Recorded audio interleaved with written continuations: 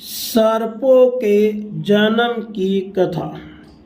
शौनक जी ने प्रश्न किया, सूत नंदन उग्र सर्वा जी, अब तुम आस्तिक ऋषि की कथा सुनाओ, जिन्होंने जनमेजय के सर्प सत्र में नागराज तक्षक की रक्षा की थी। तुम्हारे मुंह की कथा मिठास से भरी और सुंदर होती है। तुम अपने पिता के अनुरूप पुत्र हो, उन्हीं के समान हमें कथा सुनाओ। उग्र सर्वा जी ने कहा, आयुष्मान, मैंने अपने पिता के मुंह से आस्तिक की कथा सुनी है, वही आप लोगों को सुनाता हूँ। सतयुग में दक्ष प्रजापति की 2 कन्याएं थी, कद्रु और विनता। उनका विवाह कश्यप ऋषि से हुआ था। कश्यप अपनी धर्म पत्नियों से प्रसन्न होकर बोले, तुम्हारी जो इच्छा हो वर मांग लो। कद्रु ने कहा, 1000 समान तेजस्वी नाग मेरे पुत्र। विनता बोली, तेज शरीर और बल विक्रम में कद्रु के पुत्रों से श्रेष्ठ केवल 2 ही पुत्र मुझे प्राप्त हो। कश्यप जी ने एवमस्तु कहा। दोनों प्रसन्न हो गए। सावधानी से गर्भ रक्षा करने की आज्ञा देकर कश्यप जीवन में चले गए। समय आने पर कद्रु ने 1000 और विनता ने 2 अंडे दिए। दासियों ने प्रसन्न होकर गर्म बर्तनों में उन्हें रख दिया।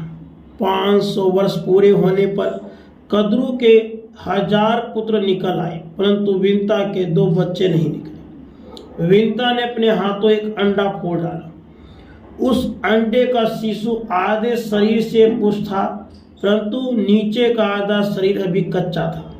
नवजात शिशु ने क्रोधित होकर अपनी माता को श्राप दे दिया, तूने लोभवश मेरे अधूरे शरीर को ही निकाल दिया है, इसलिए तू अपनी उसी सोत की 500 वर्ष तक दासी रही जिसे तू डाह करती है। यदि मेरी तरफ तूने दूसरे अंडे को ही फोड़कर उसके बालक को अंगहीन या विकृतांग न किया, तो वही तुझे उस शाप से मुक्त करेगा। यदि तेरी ऐसी इच्छा है कि मेरा दूसरा बालक बलवान हो, तो धैर्य के साथ 500 वर्ष तक और प्रतीक्षा कर। इस प्रकार शाप देकर वह बालक आकाश में उड़ गया और सूर्य का सारथी बना। प्रातः काले लालिमा उसी की झलक है। उस बालक का नाम अरुण हुआ। एक बार कद्रु और विनता दोनों बहनें एक साथ ही घूम रही थी कि उन्हें पास ही ऊंचे सरवा नाम का घोड़ा दिखाई दिया। यह अश्वरतन अमृत मंथन के समय उत्पन्न हुआ था और समस्त अश्वों में श्रेष्ठ, बलवान, विजयी, सुंदर, अजर, दिव्य एवं सब शुभ लक्षणों से युक्त था। उसे देखकर वे दोनों आपस में उसका वर्णन करने लगे। शौनक जी ने पूछा, सूत नंदन, देवताओं ने अमृत मंथन किस स्थान पर क्यों किया था? अमृत मंथन के समय ऊंचे सर्वा घोड़ा किस प्रकार उत्पन्न हुआ? उग्र सर्वा जी महर्षि शौनक का यह प्रश्न सुनकर उनसे अमृत मंथन की कथा कहने लगे। राधे